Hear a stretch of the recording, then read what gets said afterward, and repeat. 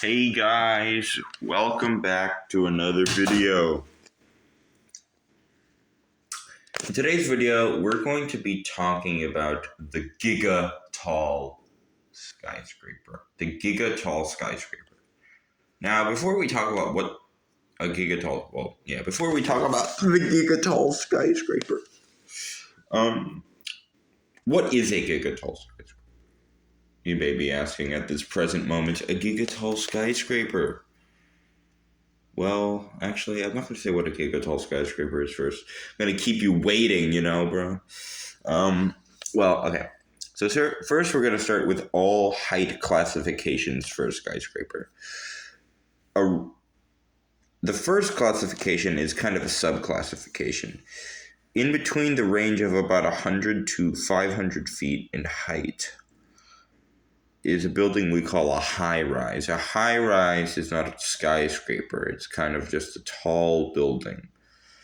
Okay, it's called a high-rise. It's a subcategory of a mini skyscraper.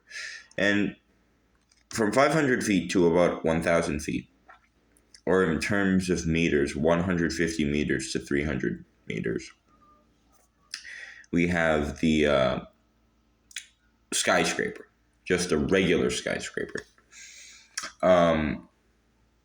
So I'm not really having much background here, for the video, but just look at this Lego building I made. Okay. And after 300 meters or 1,000 feet, those are not the same amount of measurement, but depending on what measure you look at, that's about the same. So from about 1,000 to 2,000 feet or 300 to 600 meters in height, we come across the super tall skyscraper. Any skyscraper over 1,000 feet but under 2,000 feet is called a super tall. And then the next classification we have is mega tall, which is 2,000 to about 3,000 feet.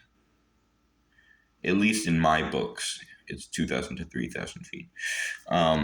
It's about 600 meters to 900 meters.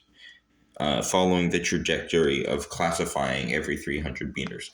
A megatall could also be 600 to 1,000 meters because 1,000 meters does represent a kilometer, which is a good bench point to end off at. So let's say it is 1,000 meters for now.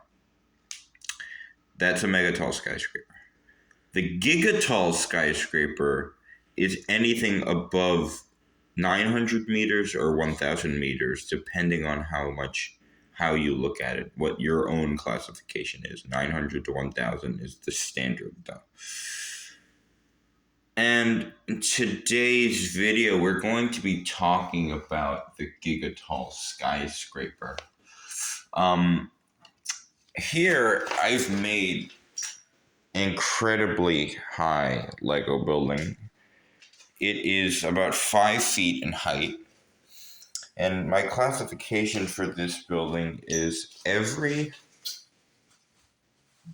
you watched, I don't know if you have, maybe I didn't upload this video. Anyway, 1 foot counts as 1,000 feet in terms of this scaling here. So this building's about 5,000 feet, a little bit under a mile high, if it were to be built. And it's a gigatall skyscraper. Giga is the root of gigantic. Gigantic. But yeah.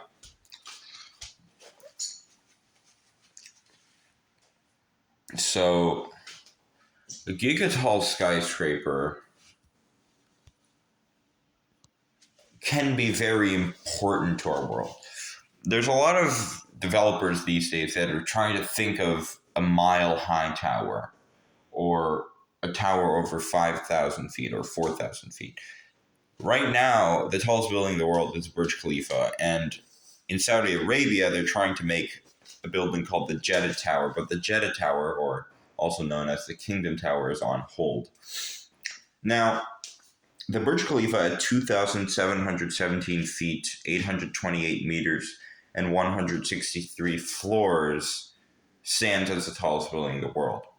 It has a specific Y-shaped base design and a wedding cake design on each of those Y-shaped bases located on one core to support the wind pressure at 2,717 feet, or any distance between 2,000 and 2,717 feet in height.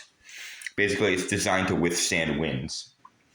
And buildings that these buildings have to be designed in these ways where they get thinner and thinner as they go up, so the wind pressure doesn't affect the width and weight of the building at a certain height. This building is actually a very bad example of how it should get thinner. This building is basically just a wedding cake building. It just is a square base that turns into a thinner square base that turns into a thinner square base. That is not what we should be doing. When designing a gigatall skyscraper, you must make, similar to the Burj or Kingdom Tower, a Y-shaped base that gets thinner and thinner as it goes up. The